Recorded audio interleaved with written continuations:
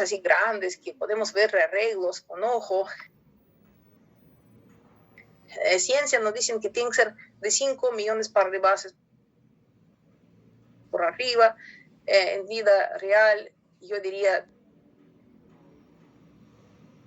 tiene que ser 10 millones por arriba para que vayamos a un cariotipo. Muy difícil. Es dato de nuestro servicio de cariotipos alterados. Encontramos 74% son síndrome Down, pequeños porcentajes, 9% Turner, después viene un poco Klinefelter, otras trisomías, otros 2%, y alteraciones estructurales pequeñas solo vemos en 13%. Es bien difícil detectar. Imagínense ese cromosoma 15, y acá, uy, qué región, no, es cariotipo de buenísima resolución, buenísima resolución. Es muy difícil visualizar esa deleción, peor si es microdeleción. Por eso, ¿qué tenemos que pedir? Microarray. Con este método no hay pierde, porque por lo menos microarray que usamos nosotros es de resolución decente, porque para clínica dicen resolución de microarray tiene que ser de 700.000 por arriba. Nosotros tenemos de 750, es microarray bueno, decente, y nosotros vamos a encontrar deleciones, duplicaciones, como los llamamos CNV, Copy Number Variation, ¿no? Podemos encontrar disomías uniparentales, que también son causas de Prader-Angelman. Bueno, también podemos ver grado de consanguinidad de progenitores, pero es como efecto secundario. Hablar sobre técnica, cómo se realiza microarray, como tengo entendido, tengo 30 minutos, no me va a alcanzar tiempo, ¿no? Pero es procedimiento de alta tecnología, bastante tedioso, pero muy, muy importante, y desde hace más de 20 años a nivel mundial es prueba de primera línea, de primera elección, de rutina para niños retrasados y dismórficos, ¿no? Entonces, otros obesidades sindrómicas vemos que aparte de rasgos dismórficos tienen DI, ¿no? Discapacidad intelectual.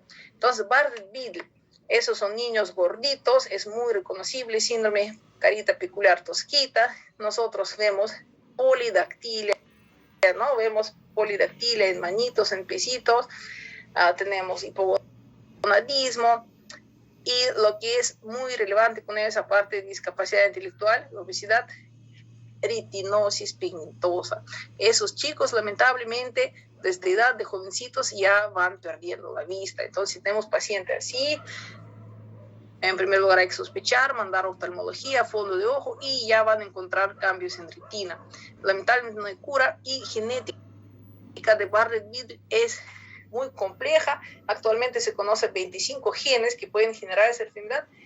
Puede ser de herencia recesiva o digénica recesiva, o sea, puede ser 2 genes involucrados distintos para generar el síndrome. Tenemos esos casos, sí, hemos visto varios, incluso hermanitos y varios casos en mi familia. Pues es así, no diagnosticamos en uno, y entonces familia sigue teniendo hijos, se está aumentando problemas de discapacidad en familia. Ya, Albright ya hemos visto, comparando con Albright-like, y síndrome Cohen también no es frecuente, pero sí a veces se ve, ¿no? Entonces, niños que tienen carita peculiar, con maxilares prominentes, con microcefalia, tiene acortamiento, tiene clinodactilia de quinto dedito, y tienen ese tipo de obesidad como vemos en foto.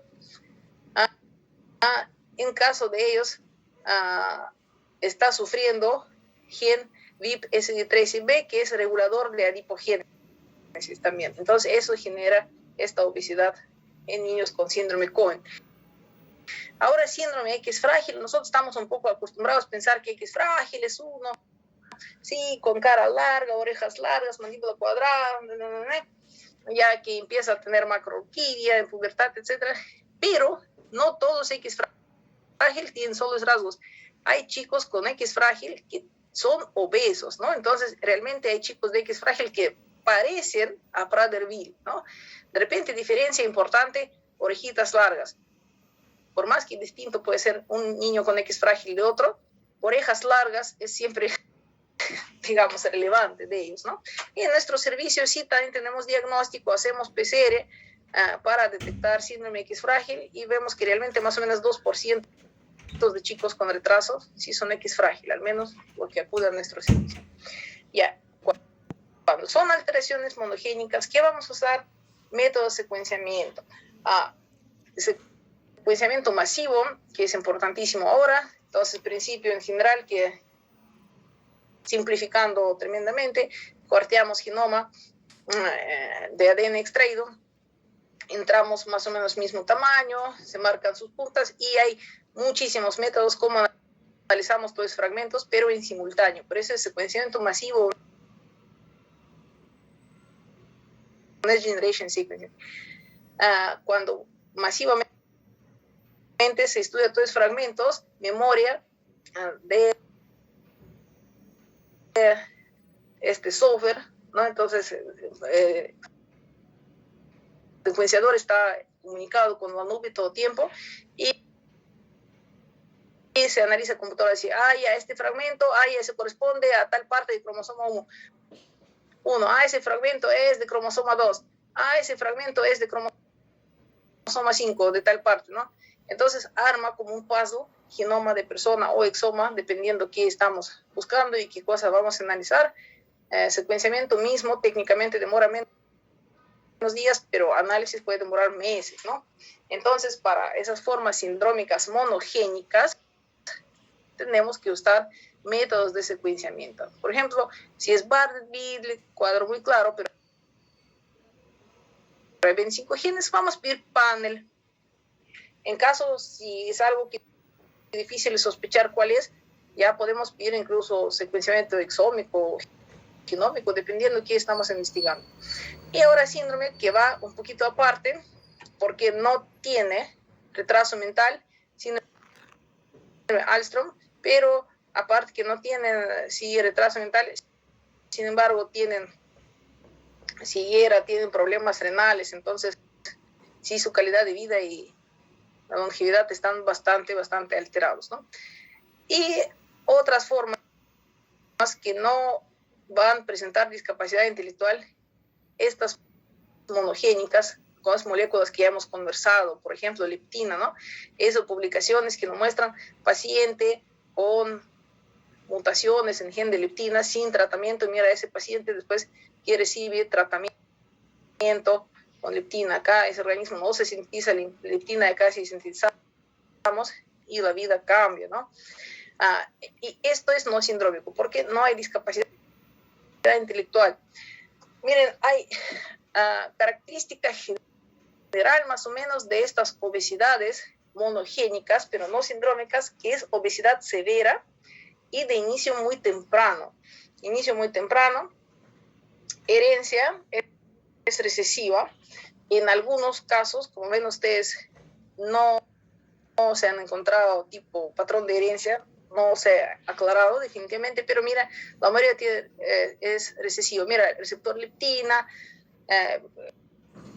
POMC, o PC1, NPI, grelina, todas esas moléculas que ya hemos conversado, ¿no?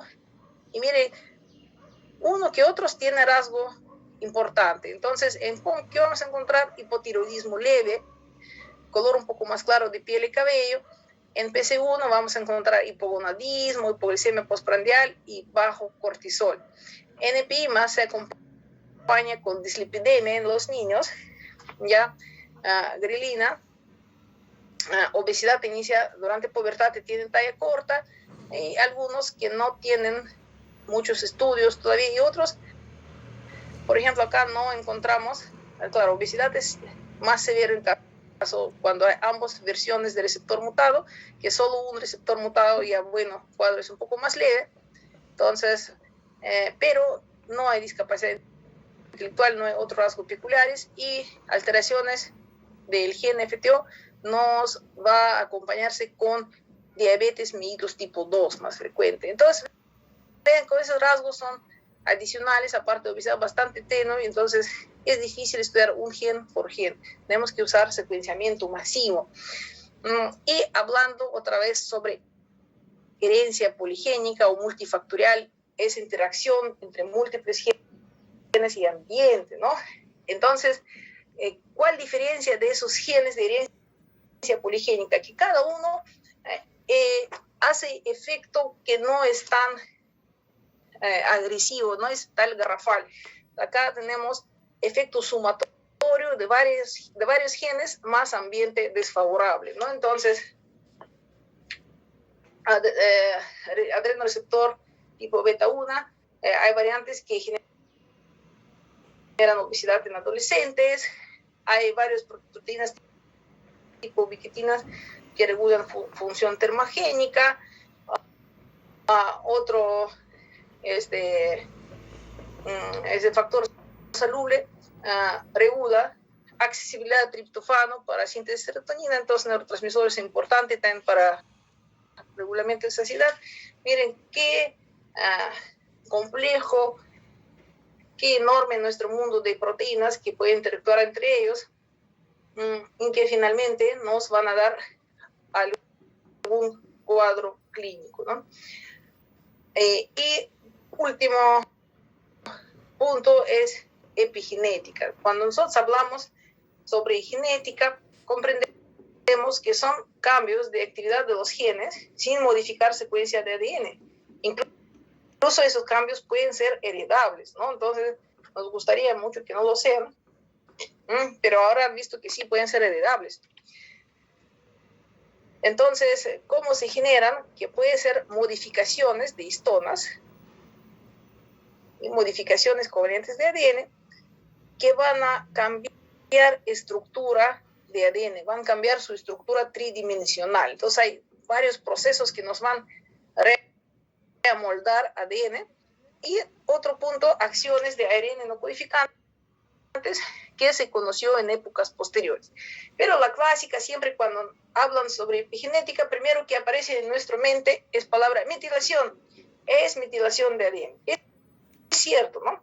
Entonces, grupos metilos, en este caso, se añaden a citosina, pero siempre y cuando que está seguido por guanina, no cualquier citosina, ¿no? Entonces, citosinas que están seguidos por guanina. Ya. Y metilación se realiza obviamente a través de ciertas proteínas. Entonces, proteínas de MNTs y enzimas. Hay tipo TET1 y 12, 3, son enzimas que van a regular metilación de ADN. También uno dice, ¿qué genes pueden ser metilados? Y han visto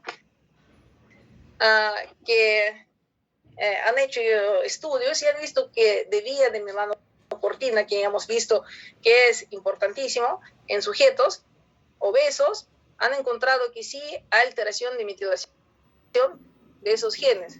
Y además de genes circadianos, ¿no? Ritmo circadiano, qué importante es para nosotros también. Entonces uno dice, ¿y por qué metilación es importante? ¿Qué importa que se añadan grupos metilos? Miren, cuando añadimos metilos, ¿qué vamos a generar? Que nuestro ADN se va a sobreenrollar, se va a compactarse, y de este modo no hay forma que polimerasa actúe en ADN, digamos, estiradita, desenrollada, para que se sintetice RNA, que posteriormente se edita, y después RNA sale del núcleo, a citoplasma, se encuentra con el ribosoma, y se sintetiza tal o cual proteína. En caso de metilación, vamos a tener sobreenramiento, empaquetamiento de ADN, y ciertos genes no se expresan. Ya, entonces, esto es un punto muy importante. Aparte que se añade grupos metidos a ADN, hay modificaciones de histonas. Histonas tienen muchas funciones que de repente no todos son conocidos. Histonas son proteínas sobre cual se acomoda, se enrolla ADN, ¿no? Doctora Milana, quedan 5 minutos. Ya, sí, gracias. Ya, entonces ADN se acomoda alrededor de histonas, y histonas organizan ADN en cromatina. Y hay puntos donde se hace transcripción de ADN y otros puntos de ADN que están empaquetados y guardados, digamos. Y hay centros activos que podemos ver en núcleos como lugares más translúcidos, ¿no? Entonces, histonas también se acetilan o pueden ser metilados. Entonces, lo que está metilado va, digamos, sobreenrayar y callar ese ADN, y lo que va a acetilar va a favorecer que esta ADN va a estar utilizada para transcripción, para síntesis de RNA y posteriormente traducción a proteínas. Entonces tenemos enzimas que acetilan, desacetilan histonas, y ya hemos visto eso, ¿no? Un tipo de obesidad sindrómica que sí estaba alterado, y otras proteínas, otras enzimas metilan o desmetilan histonas. Entonces es una maquinaria que participa en epigenética. Y también ARNs no codificantes. Y han visto, por ejemplo, su función de ellos es diferenciación de adipocitos. Yo voy a tener más adipocitos o menos adipocitos. Entonces, de ahí podemos entender su importancia. Entonces, ahora, ¿cómo nuestro ambiente nos puede alterar metilación de estos genes, ¿no? De esas regiones? Por ejemplo, han visto que sí, en recién nacidos bajo peso terminan en obesidad. Encuentran que metilación se altera en gen PUNC. Tenemos alteraciones de metilación durante varios procesos. Puede ser malnutrición gestacional o puede ser al revés, alta exposición a grasas durante gestación. Podemos tener una gestante estrella de cine, de fitness, de que sé yo, que se cuida muchísimo y de repente sus hijos son obesos. Entonces, ¿por qué? Ya, entonces durante gestación no tuvo aporte, embrión supo que afuera del embruna y se metilaron ciertos genes que favorecerían buena oxidación, metabolismo enérgico, porque afuera embruna, y después cuando nace criatura, y afuera no embruna, ¿no? Pero ya tenemos pocas células beta y tenemos genes inactivados que nos favorecerían buen metabolismo. Entonces, por más que le damos nutrición adecuada, la criatura va a desarrollar obesidad, ¿no? Y mire, esos cambios epigenéticos, metilación de ciertos genes, sufren transmisión intergeneracional. Nosotros podemos tener gestante que está expuesto, por ejemplo, a grasas, y eso va a afectar a su feto, y gametos de ese feto, sus ovocitos espermatozoides, también van a tener mala metilación. Y no es solo esto, incluso han visto que transmisión puede ir más allá, transgeneracional. Aparte de esos gametos, vamos a tener criatura posterior, digamos nieto de esa madre obesa, y también van a presentar esos cambios epigenéticos, también van a presentar metilación ya aberrante en su genoma y van a estar sufriendo estragos metabólicos de lo que ha cometido aquella vez esa madre gestante. Entonces es importante, no siempre se borran marcas. Y mitocondrias. Entonces, metabolitos mitocondriales son importantísimos, reguladores, son cambios de patrones de metilación ADN nuclear. Si yo soy obeso y estoy sobrecomiendo, sobretragando, y después yo digo, no, sí voy a correr 10 kilómetros diarios, voy a bajar, voy a quemar grasa, mitocondrias van a producir muchos productos de oxidación, va a producir radicales, va a producir cada cosa. Entonces, todos estos productos van a actuar en nuestros histonas. En otras palabras, yo sobrefuerzo mitocondria para que metabolice todo lo que he comido de más, pero mitocondria se va a vengar, porque eso le va a hacer oxidar, la va a envejecer, la va a maltratar, entonces mitocondria va a meter algo en nuestro núcleo y al final nos vamos a volver obesos. Mitocondria dice, no puede quemar, más bien deposita en tu grasa. No quiero morirme pronto, porque si yo me muero, y si yo me muto, si yo me malogro, quiero producir energía. ¿Sabes que ya no voy a metabolizar más tu grasa? Deposítala, engórdate. Entonces, y así nos vamos engordando. En esa guerra contra mitocondria, por abuso de mitocondrias, al final terminamos obesos nosotros, ¿no? Entonces, se ha visto otras influencias de ambiente, entonces alimentación con alto contenido de grasa sí nos puede favorecer mala mitigación.